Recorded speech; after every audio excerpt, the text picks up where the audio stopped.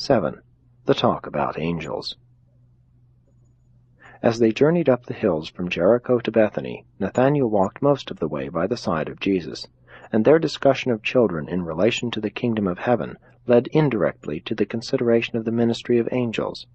Nathanael finally asked the Master this question: "Seeing that the high priest is a Sadducee, and since the Sadducees do not believe in angels, what shall we teach the people regarding the heavenly ministers?"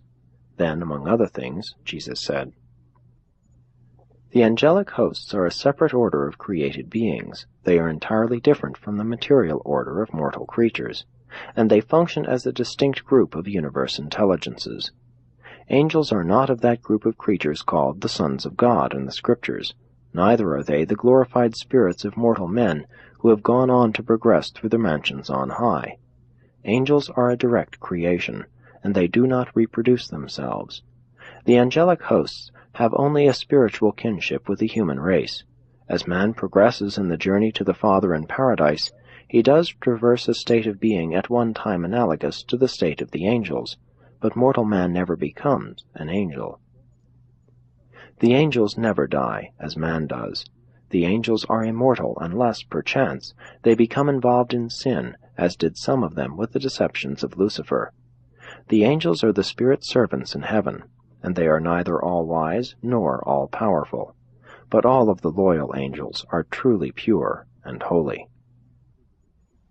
And do you not remember that I said to you once before that, if you had your spiritual eyes anointed, you would then see the heavens opened, and behold the angels of God ascending and descending? It is by the ministry of the angels that one world may be kept in touch with other worlds. For have I not repeatedly told you that I have other sheep not of this fold? And these angels are not the spies of the spirit world, who watch upon you and then go forth to tell the Father the thoughts of your heart, and to report on the deeds of the flesh.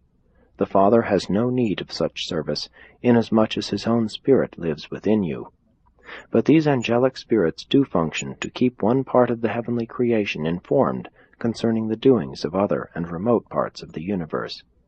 And many of the angels, while functioning in the government of the Father and the universes of the sons, are assigned to the service of the human races.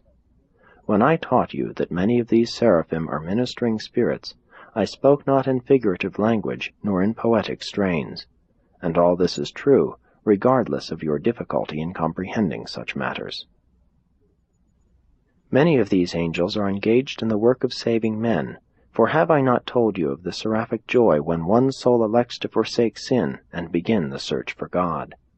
I did even tell you of the joy in the presence of the angels of heaven over one sinner who repents, thereby indicating the existence of other and higher orders of celestial beings who are likewise concerned in the spiritual welfare and with the divine progress of mortal man.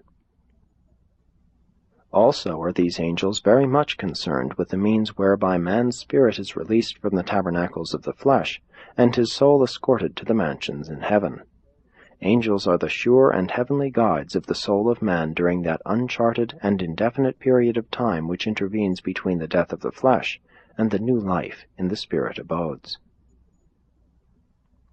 And he would have spoken further with Nathanael regarding the ministry of angels, but he was interrupted by the approach of Martha, who had been informed that the Master was drawing near to Bethany by friends who had observed him ascending the hills to the east, and she now hastened to greet him.